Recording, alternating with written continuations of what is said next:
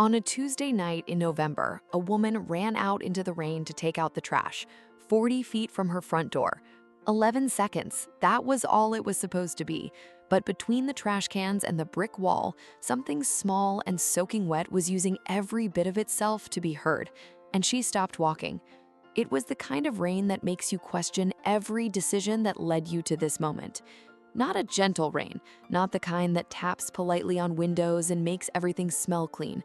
This was a Tuesday night in November rain, sideways, relentless, the kind that soaks through a jacket in 30 seconds and turns a simple errand into something you'll remember for years.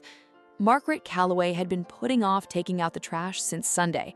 She was 38, lived alone in a ground floor apartment on the quieter end of Birchwood Street, and had developed a very specific talent for finding reasons not to do things she didn't want to do. The trash can was maybe 40 feet from her front door. 40 feet. She had talked herself out of it for 3 days. But tonight, the smell had crossed a line. She pulled on her raincoat, the old green one with the broken zipper that she'd been meaning to replace for 2 years, grabbed the bag, and jogged out into the dark. The rain hit her immediately, cold, insistent, personal. She made it to the trash can in 11 seconds, lifted the lid, dropped the bag, turned around. And then she heard it. Small, high, completely relentless. Not the kind of sound you could ignore, not the kind of sound that lets you walk away and tell yourself it was probably nothing. It was the sound of something very small using every bit of itself to be heard. Margaret stopped walking. She turned toward the sound. Between the trash cans and the low brick wall that separated the building from the sidewalk, pressed into the narrowest possible gap, was a cat. A tiny one. A British golden, though she didn't know that yet. She just saw a small, wet face, round, amber eyes wide with something that was equal parts terror and desperation, and a mouth open in a cry that seemed too large for the body it was coming from.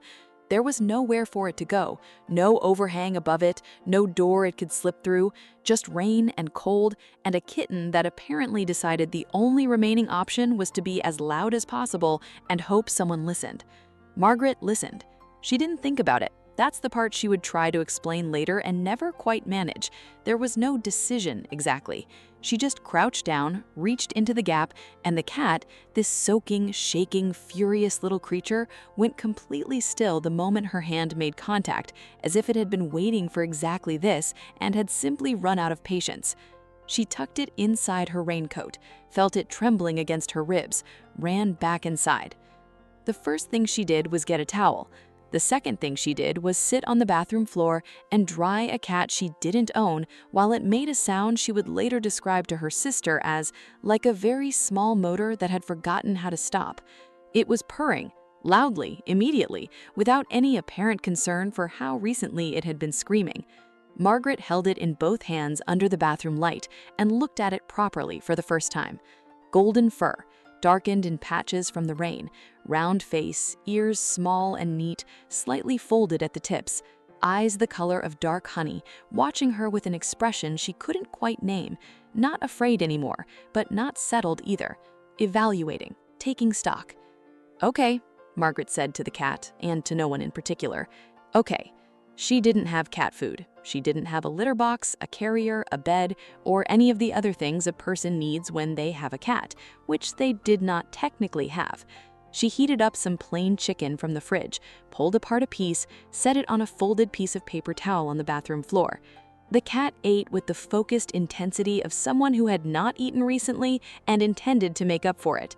Then it walked out of the bathroom, across the hallway, into the living room, and sat down in the middle of the rug as if it had lived there for years and was simply returning from a brief trip. Margaret stood in the doorway and looked at it. "This is temporary," she said. The cat looked at her. "I'm serious. I'll find you a home." The cat looked at her. "I'm not a cat person." The cat blinked once, slowly, and began to clean its face. She named him Finn. She told herself it didn't mean anything, that naming him was just practical, easier than saying the cat every time she mentioned him to her sister on the phone. It didn't mean she was keeping him, it was just a name. By the end of the first week, Finn had claimed the left side of the couch, figured out that the sound of the refrigerator opening meant something interesting might happen, and developed a habit of sitting on the bathroom counter each morning and watching Margaret get ready with the calm, assessing attention of someone who had opinions on the whole process. She bought proper cat food on Wednesday, a litter box on Thursday, a small bed on Friday, which Finn ignored completely in favor of a folded blanket she'd left on the armchair. She told her sister it was temporary. Her sister said, "You named him Finn. That doesn't mean anything. You sent me 4 photos of him today. He kept doing things." "I see you're still here and haven't subscribed yet. That genuinely means something to me, but so would a subscribe. Hit the button. You'll want to stay for what comes next." The veterinarian's name was Dr. Ofaker, and she had the particular gift of saying difficult things gently. Finn was approximately 4 months old. He was underweight but otherwise healthy. He had likely been separated from his mother too early, not unusually so, but enough that he would need patience and consistency to fully trust. "He's going to attach strongly to one person," Dr. Ofaker said, making a note in the file. "Once he decides you're his, that's it. You'll have a shadow for the next 15 years. I'm not keeping him," Margaret said. Dr. Ofaker smiled the way people smile when they've heard something before. "Of course." She drove home with Finn in a borrowed carrier on the passenger seat. He was quiet for most of the drive, but somewhere on Birchwood Street, he put one paw against the mesh door and made a small sound. Not the desperate cry from the rain, not a meow exactly, something softer. A check-in, maybe, a question. Margaret put 2 fingers against the mesh. Finn pressed his nose to them and went quiet again. She didn't tell her sister about that part. The thing about loneliness is that it's very good at disguising itself. It doesn't always feel like sadness. Sometimes it feels like being fine, perfectly efficiently fine. Like eating dinner at the kitchen counter because sitting at the table feels like too much for one person. Like keeping the television on not because you're watching it, but because silence has a texture you've stopped wanting to feel. Like being so accustomed to a life built for one that you've forgotten it was ever a choice. Margaret had been fine for a long time. She had her work. She managed logistics for a mid-sized shipping company, remote 3 days a week, competent, reliable, slightly invisible in the way that very competent people sometimes are. She had her sister, who called on Sundays. She had a good coffee shop 2 blocks away and a route she walked on weekend mornings, and a small collection of things she'd been meaning to do that she kept moving quietly forward on the calendar. She had not realized how quiet the apartment was until it wasn't. Finn changed the texture of a room. Not loudly, he was not a loud cat most of the time, but there was a weight to his presence, a warmth that reorganized the air around it. He slept in the armchair while she worked, a small golden shape rising and falling. He appeared in the kitchen when she cooked, sitting at a precise distance and watching the proceedings with the focused interest of someone attending a lecture they'd signed up for voluntarily. He had learned her schedule, knew when she was about to close the laptop, knew the particular sound of her getting up to make tea, would relocate himself accordingly, always nearby, never intrusive. One evening in December, 6 weeks after the rain, Margaret was sitting on the couch reading when Finn climbed up beside her. Not into her lap, just beside her, close enough that his side was warm against her leg, and began to purr. She didn't move, didn't make a big thing of it, but she sat there for a long time after she'd finished the page, not turning it, just sitting in the quiet of an apartment that no longer felt quite so empty. Some things arrive in your life without asking permission. Some things don't knock, they just appear between the trash cans on a Tuesday night in November, soaking wet and absolutely certain that you are the right person for the job. Stories like this one deserve to be shared. If this is reaching you, you already know why.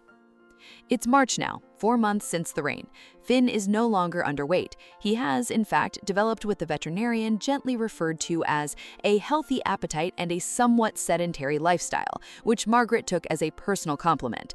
He still sits on the bathroom counter in the mornings. He still appears in the kitchen whenever the refrigerator opens. He still sleeps in the armchair, though increasingly he migrates to the couch sometime in the night, and Margaret has stopped pretending she doesn't notice. She did not find him another home. She stopped telling people she was going to.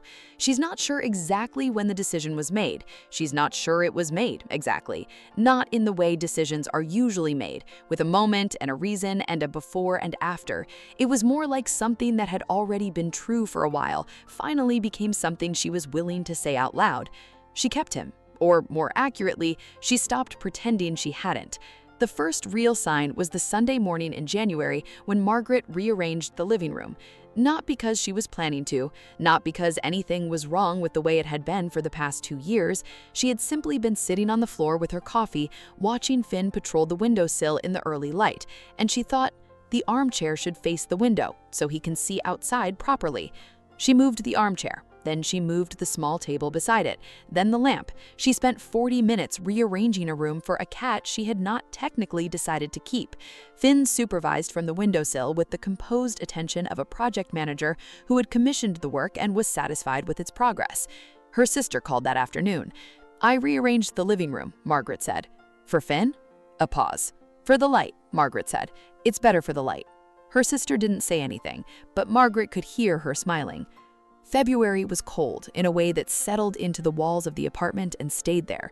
On the worst nights, the kind where the wind found every gap in the window frames and the radiator made sounds like it was working through something personal, Finn would migrate from the armchair to the couch to the foot of the bed, a slow gravitational drift that ended always with him pressed against the back of Margaret's knees, warm and immovable like a small stone. She had stopped moving him. It was warmer not to. That was what she told herself. There was a particular Tuesday in late February, 4 days after the 4-month mark, though she wasn't counting, when Margaret came home from the office later than usual. Bad traffic, a meeting that ran long, the particular exhaustion of a day that asked too much. She unlocked the door, stepped inside, set her bag down. Finn was sitting in the hallway, not asleep, not eating, just sitting upright and still, watching the door with those round amber eyes, waiting. She stood there in her coat and looked at him. He looked back. Then he stood, walked to her, and bumped his head once, firmly against her shin. That was all. He turned and walked back towards the kitchen, presumably to supervise dinner. But Margaret stood in the hallway for a moment longer than necessary, coat still on, keys still in her hand, feeling something she hadn't felt in a long time, walking through that door. Like someone had been waiting for her to come home. On rainy nights now, Margaret still hears it sometimes. Not a real sound, just the memory of one. Small, high, completely relentless. The sound of something very small using everything it had to be heard. She thinks about the version of herself who almost walked back inside, who almost told herself it was probably nothing, who almost let the rain and the dark and the cold be reasons to keep moving. She's glad she stopped. She's glad she listened. If there's a rainy night in this story that reminds you of your own, drop it in the comments and tell me, do you think Finn found Margaret, or do you think Margaret was always going to find him?